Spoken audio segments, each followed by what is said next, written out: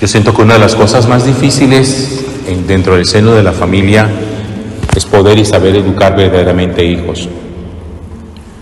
Los curas no tenemos hijos biológicos, tenemos hijos espirituales y sabemos el peso, por lo menos desde el punto de vista espiritual, lo que significa saber educar, saber conducir, tratar de enderezar la senda, la ruta de tantas personas que se acercan a nosotros buscando una palabra de aliento, una voz de consuelo, una guía para sus vidas que muchas veces están en tinieblas. Creo que es la experiencia también de que viven todos los papás, la angustia de sus hijos, dónde estarán, con quién estarán, cuáles son los amigos que tienen, y muchas veces poder indagar un poco acerca de sus gustos, de sus apetencias, de las cosas que les mueven el corazón. En ese trayecto, en esa tarea, normalmente uno a sus hijos los educa dándole aquello que uno considera que es lo correcto, lo ideal. No solamente les hemos transmitido nuestros genes, sino que les transmitimos también nuestra cultura, nuestras costumbres, y les transmitimos nuestra fe. ¿Por qué hacemos de nuestros hijos hijos católicos? Porque nosotros somos católicos. Si hubiéramos sido musulmanes, haríamos de nuestros hijos musulmanes.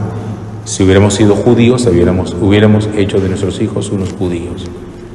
Pero como somos católicos, educamos a nuestros hijos católicos. Hasta ahí todo va bien. Hasta ahí todo va correcto. Pero llega un instante de la vida en la cual uno descubre que los hijos se parecen como cuando una gallina la ponen a empollar huevos de pato. Cuando una pata rechaza sus huevos y hay una gallina que está empollando, le ponen los huevos de la pata a la gallina y la gallina los empolla. Cuando el cascarón revienta, obviamente los patos salen y lo primero que hacen es buscar un charco de agua. La gallina corre detrás de ellos, pero cuando los patos se meten al agua, la gallina le toca quedarse en la orilla porque su naturaleza no es la naturaleza de un pato. Y la gallina ve cómo desde la orilla sus hijos, los que ella empolló, se alejan.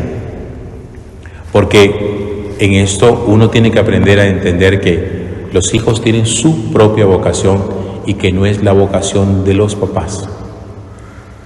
A veces los papás cometen el error de que si son médicos, quieren que sus hijos sean como sea médicos, que si son abogados, quieren que sus hijos sean abogados.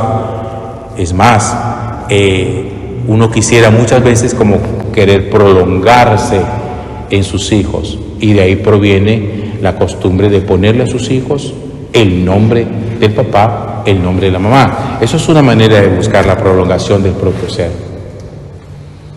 No es fácil dejar que los hijos vuelen con sus propias alas. Yo descubro con dolor que hay muchos papás que quisieran volar por sus propios hijos. Es más, que a veces como que les recortara las alas a sus hijos, como que no quisieran nunca que sus hijos salieran de casa, como que todo lo hicieran siempre bajo el techo de la casa. Pero ¿para qué te vas a ir? Si aquí estás cómodo, quédate aquí, tráete a tu esposa, tráete a tu esposo, la casa es grande, aquí caemos todos. Y eso es muy complicado, poder criar hijos de esa manera. A los hijos hay que enseñarles a explorar su propia vocación.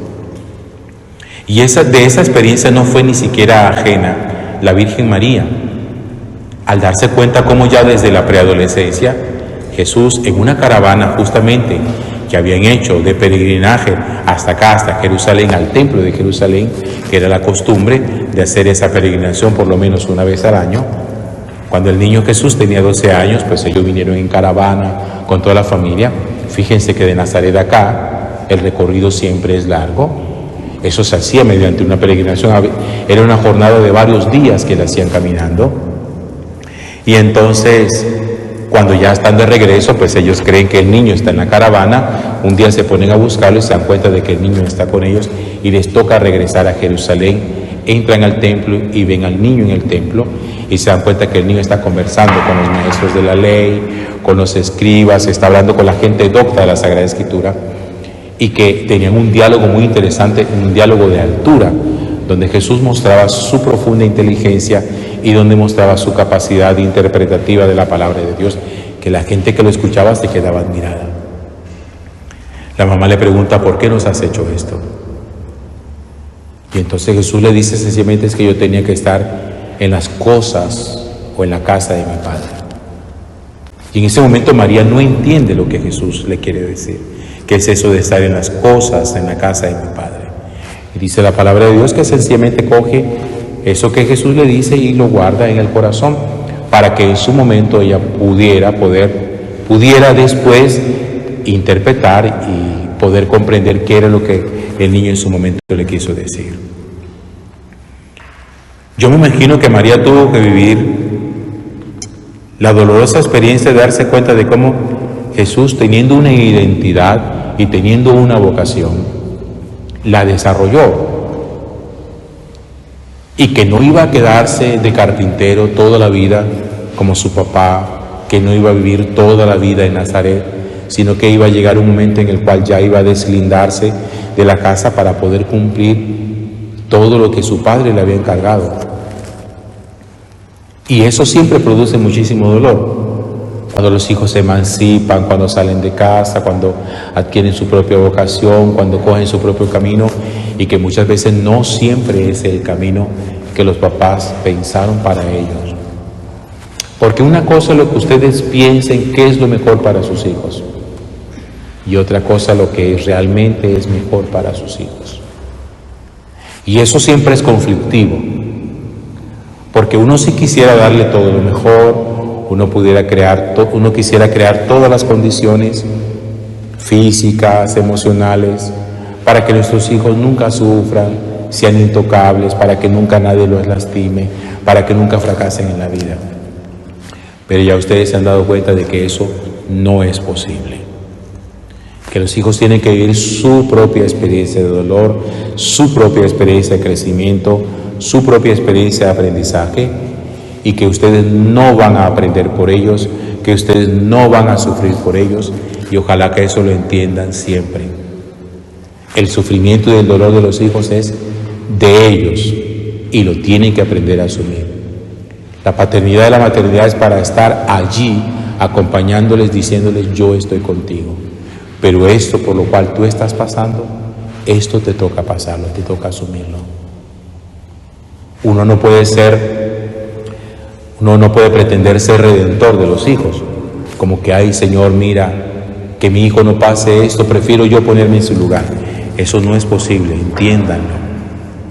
Sus hijos necesitan aprender, necesitan crecer, necesitan volar, y en ese volar por primera vez, en muchas oportunidades se tienen que estrellar.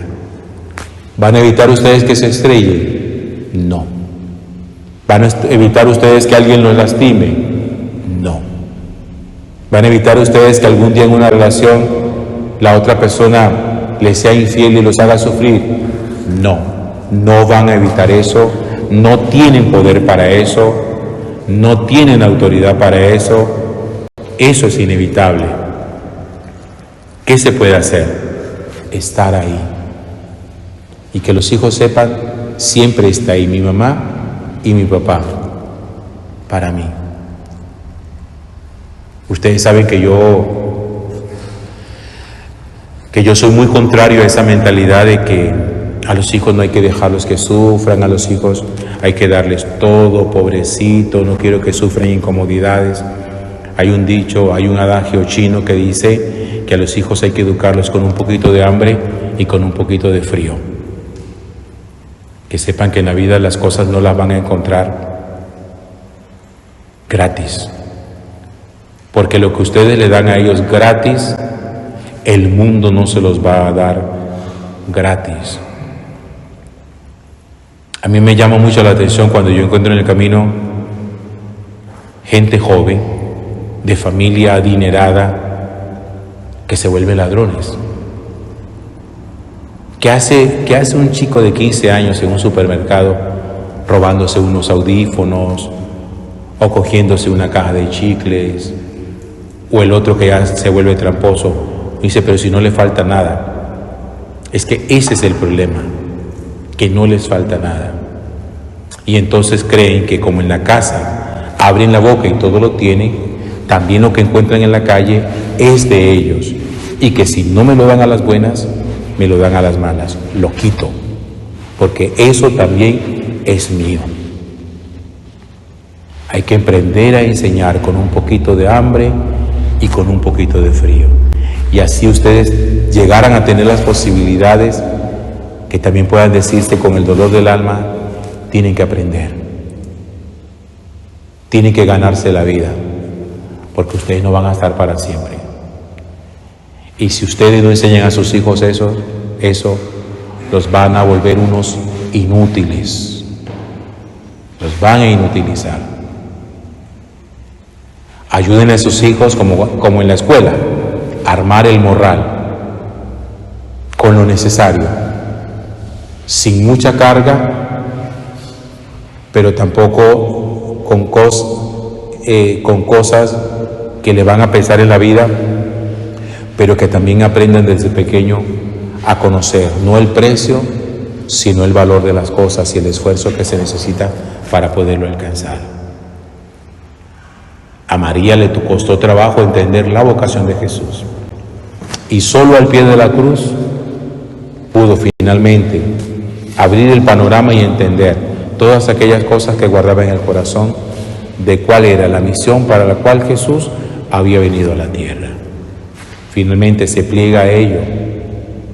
Ayuden a sus hijos a descubrir cuál es su propia vocación. No traten de hacerles la vida. No traten de armarles la vida. Escasamente uno medio alcanza a armar la propia vida descuadernada que tenemos para pretender armar la vida de los demás. La compañía, el amor y el afecto es lo que a ustedes les corresponde. Gloria al Padre y al Hijo y al Espíritu Santo, como en el principio, ahora y siempre, por los siglos de los siglos. Amén.